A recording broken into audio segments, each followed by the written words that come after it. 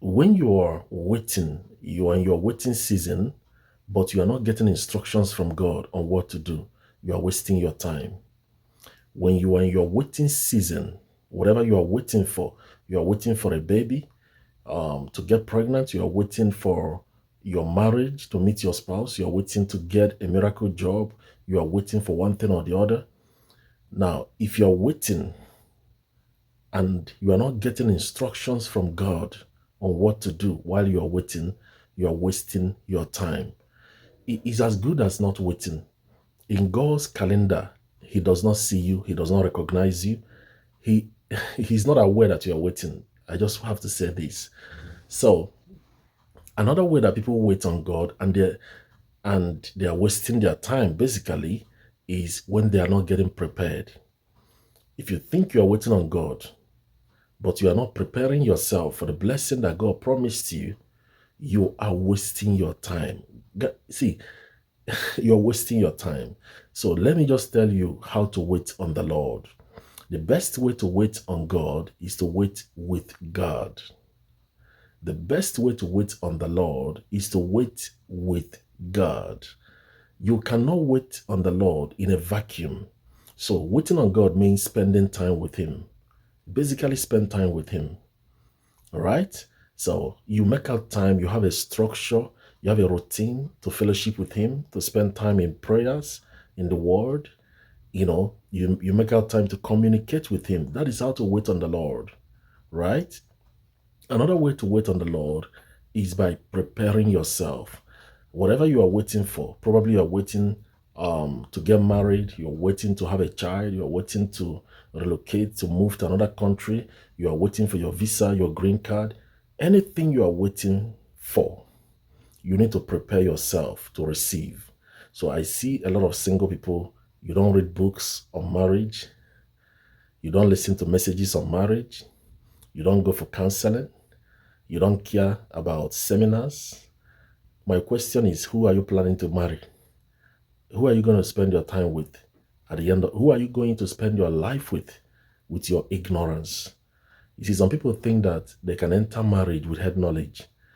You'll be shocked. You'll be shocked. I'm telling you, speaking from the perspective of a married man, you will be shocked to your bones that you need wisdom and knowledge to do marriage. So you got to go and start preparing, read books, listen to messages, go for counseling, get a mentor. Now, another way that you can wait on the Lord is by observing people who are already doing what you want to do. I just talked about mentorship. Go close to somebody who already has what you are looking for. Go closer to people who already have what you are praying for. Let them pour into you. There's a grace they have that you don't have. If somebody has something that you don't have, it means that the person has a grace that you don't have. There's a grace for it. So you go close to the person, ask questions, listen, and let the person pray for you.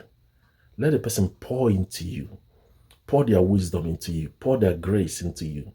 All right? So these are some of the ways that you wait on the Lord. Yes, fasting is good, praying is good, giving is good, serving is good. Yeah, you have to serve. When you're waiting on God, you serve.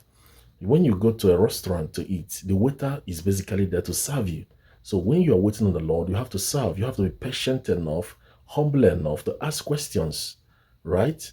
You know, and don't be desperate. Don't be desperate. Pay attention to what God wants to teach you part time. Getting to your destination is good, but the most important thing is to do it God's way. The most important thing is to do it God's way. Accomplishing your goals and your vision is good. The most important thing is to do it God's way, so you don't compromise in the process. So I want to encourage you with this word. While you are waiting on the Lord, please wait with God. Let God guide you through your waiting period. Let God speak to you. Let God direct your steps, right? Because if God is not instructing you in your waiting period, telling you what to do, what not to do, it means you are waiting in vain. You are waiting in a vacuum. He's not aware that you are waiting. And prepare yourself while you wait. Probably you are waiting for your time for ministry. There are some people, young men and young women, that God put in a waiting period for their ministry. You have not manifested. God is asking you to wait for the right time. This is the time for you to spend a lot of time with God. Develop yourself, and build capacity for the assignment that God has given you. Listen, this generation has no patience for ignorance. Let me say it again. This generation has no patience for ignorance. Ignorance is not an excuse. That you don't know is not an excuse. So go and know. Whatever you have to know, go and know. Go and read the books. Go back to school if you have to. Go and get the knowledge.